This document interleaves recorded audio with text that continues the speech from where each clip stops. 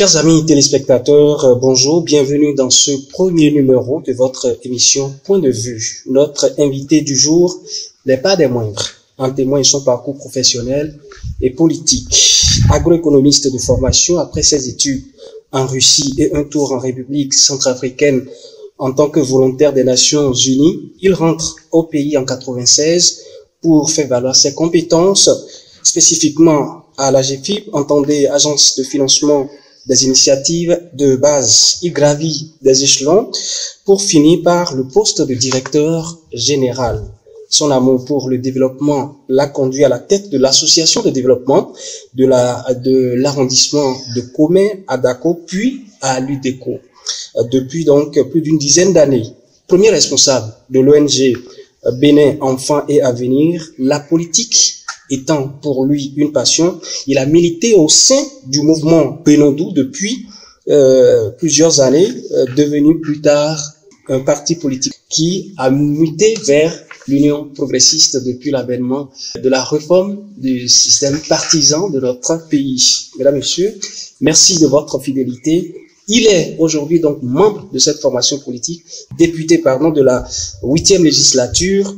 Il est le tout premier invité de notre rubrique Point de vue. Honorable Eric Didi, bonjour. Bonjour, monsieur le journaliste. Alors, ma toute première préoccupation, quand on a tout ce parcours professionnel et politique, comment on se sent? Vos sentiments?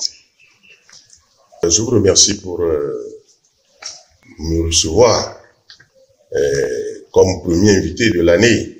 Donc, je tiens à vous souhaiter mes vœux les meilleurs de santé, de paix et surtout de progrès dans votre métier et que le Seigneur aussi vous accompagne dans ce que vous faites. Mon sentiment en tant que politicien, après tout ce parcours, c'est pour moi un accomplissement. Et je pense que si je quitte aujourd'hui la terre, j'ai fait ce que le destin m'a prescrit. J'ai pu le faire et je remercie le Seigneur pour ça.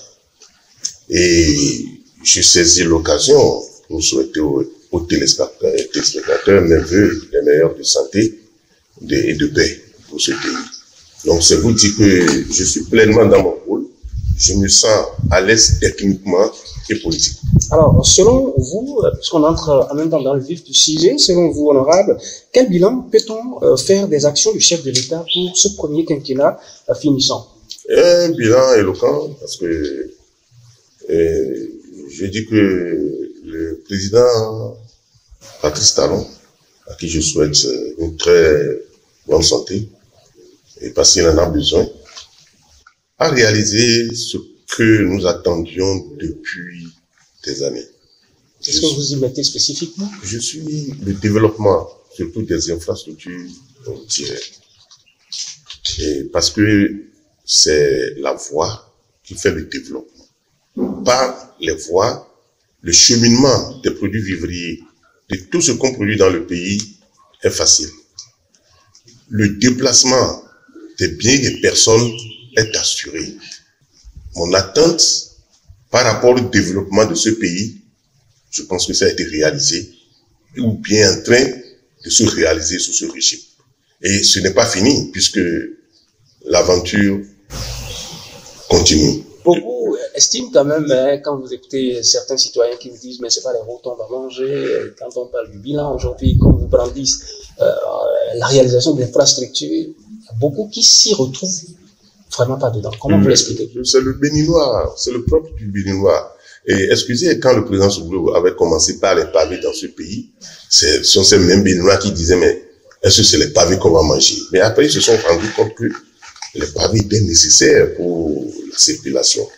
Aujourd'hui, le président est en train de faire. Vous allez voir, il dit qu'à partir de 2022, tout va commencer par sortir de terre. Tout ce qui est en train d'être fait. L'hôpital de référence à Abomey-Calavi. Tout ça là sera réalité. Les écoles, les écoles techniques qu'il est en train de faire construire partout dans le pays. Tout ça sera réalité. Mais comment se fait-il que ce n'est pas connu de beaucoup de bénévoles, tout ce que vous êtes en train de citer, nous-mêmes, à l'Assemblée la dernière fois, quand les ministres nous ont déroulé tout ce qui est en train d'être fait, le ministre de la Santé, le ministre des Infrastructures, le ministre des Cadres de vie, quand ils nous ont déroulé tout ce qui est en train de... Nous s'étions étonnés. On a dit, mais il faut nous dire, donnez-nous la liste exhaustive. Nous sommes en contact avec le peuple. C'est à nous d'apporter de dire les réalisations, de porter la voix du gouvernement. Vous faites, nous parlons au peuple. Bien sûr, le côté social, nous le reconnaissons, mais ce n'est plus comme avant. Les microcrédits ont des principes. Il y a des outils pour la mise en œuvre des microcrédits.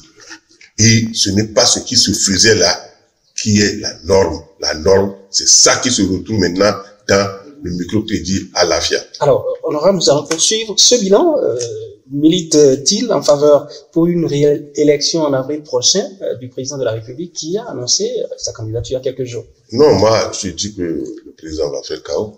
C'est un premier tour, on termine ça.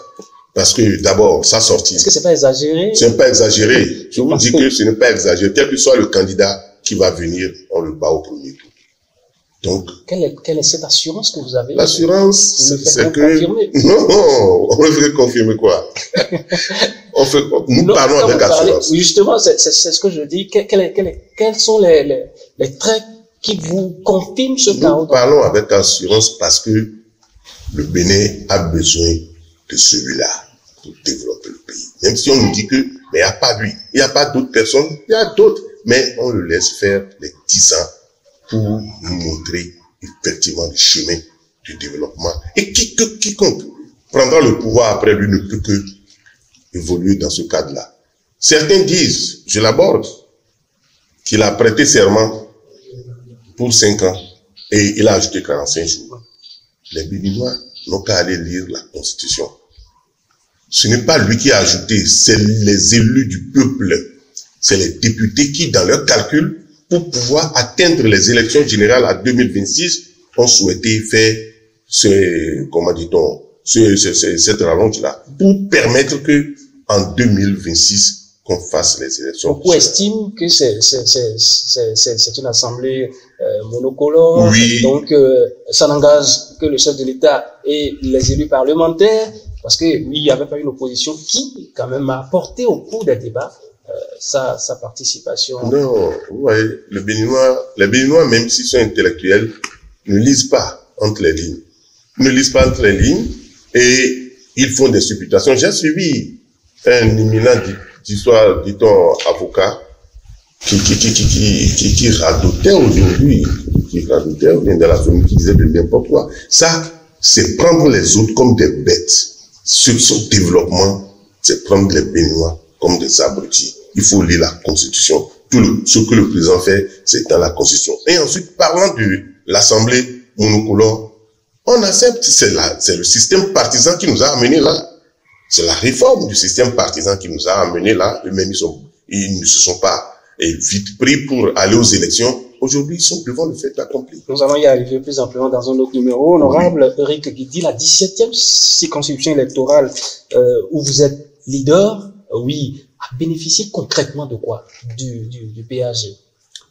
Oui, dans la 17e, le football est très, très, très cher à nous. Et aujourd'hui, nous avons 2 grands stades, à Komé et à Kampopo. À Tiémé va venir.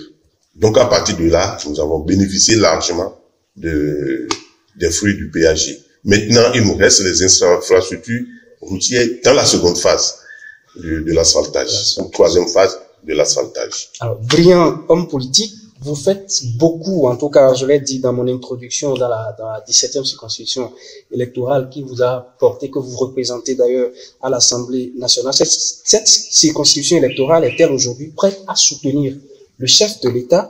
La 17e est mobilisée pour soutenir le chef de l'État et a fait chaos, je le dis, chaos en 2021 pour les élections prochaines. Honorable, on constate une rivalité entre le Bloc républicain et l'Union progressiste dont vous faites partie. Vous pensez que ce faisant, les voix seront unanimes pour porter le chef de l'État? On soutient le même candidat. C'est vous qui voyez cette rivalité. La rivalité, il y en avait eu au niveau, lors des élections communales. Ça c'est de bonne guerre. Et ces rivalités-là vont se faire encore sentir en 2023. Mais en 2021, nous sommes ensemble pour porter le chef de l'État, encore le remettre à la marina. Un message particulier à l'endroit des Béninois. Les Béninois leur dit de se préparer pour la fête. Le 11 avril, ça sera une fête. Nous irons fêter en paix, en toute convivialité, et le soir, restez auprès de vos télévisions, radios, pour voir comment les Béninois vont porter le chef de l'État. Honorable Eric Guidi, ça fait plaisir de vous entendre dire tout ça. Nous allons revenir plus amplement dans une autre rubrique. Vous avez certainement un mot pour clôturer en dehors de l'appel que vous venez de lancer tout à l'heure. Comme je suis le premier à être reçu, je pense que encore avant les élections ou bien après les élections, on va se revoir encore pour faire le point. Et tout ce que moi je souhaite, c'est la paix pour mon pays. Merci, honorable.